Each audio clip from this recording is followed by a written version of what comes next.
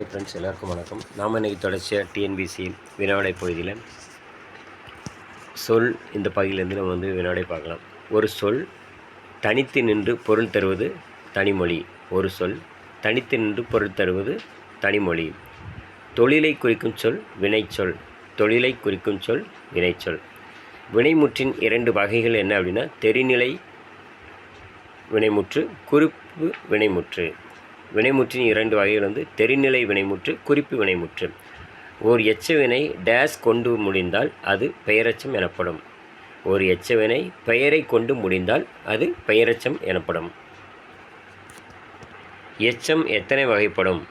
எச்சம் பெயரெச்சம் வினையெச்சம் என 2 வகைப்படும். எச்சம் பெயரெச்சம் வினையெச்சம் என 2 வகைப்படும்.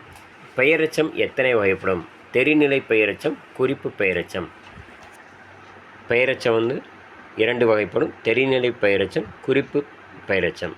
காலத்தையோ செயலையோ உணர்த்தாமல் டேஷ் மட்டும் உணர்த்தி நின்று பெயர் சொல்லை கொண்டு முடிவது குறிப்பு பெயரெச்சம். அதாவது பண்பை மட்டும் உணர்த்தி நின்று பெயர் சொல்லை கொண்டு முடிவது குறிப்பு பெயரெச்சம் ஆகும். வினையெச்சம் எத்தனை வகைப்படும்? தெரிநிலை வினையெச்சம், குறிப்பு வினையெச்சம் என 2 வகைப்படும். ஒரு வினைமுற்று சொல் எச்ச பொருளில் மற்றொரு வினைமுற்று கொண்டு முடிவது முற்றெச்சம் ஆகும். முற்றெச்சம் என்பது ஒரு வினைமுற்று சொல் எச்ச பொருளில் மற்றொரு வினைமுற்று கொண்டு முடிவது முற்றெச்சமாகும். எடுத்துக்காட்டு பார்த்தீங்கன்னா, ஓடினான் வீழ்ந்தனன். ஓடினான் வீழ்ந்தனன் என்பது முற்றெச்சம். ஓடினான் வீழ்ந்தனன் என்பது முற்றெச்சம். மெல்ல நடந்தான் என்பது குறிப்பு வினையெச்சம். மெல்ல நடந்தான் என்பது குறிப்பு வினையெச்சம். படித்து வந்தான். இதில் படித்து என்பது என்னன்னு பார்த்தீங்கன்னா வினையெச்சமாகும். படித்து வந்தான். இதில் படித்து என்பது வினையெச்சமாகும்.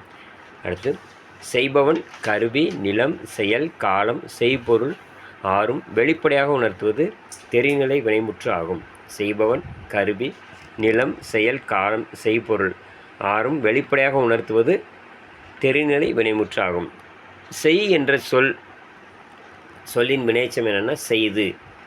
செய் என்ற சொல்லின் வினையெச்சம் செய்து. வந்தான் என்ற சொல்லின் வினையெச்சம் வந்து.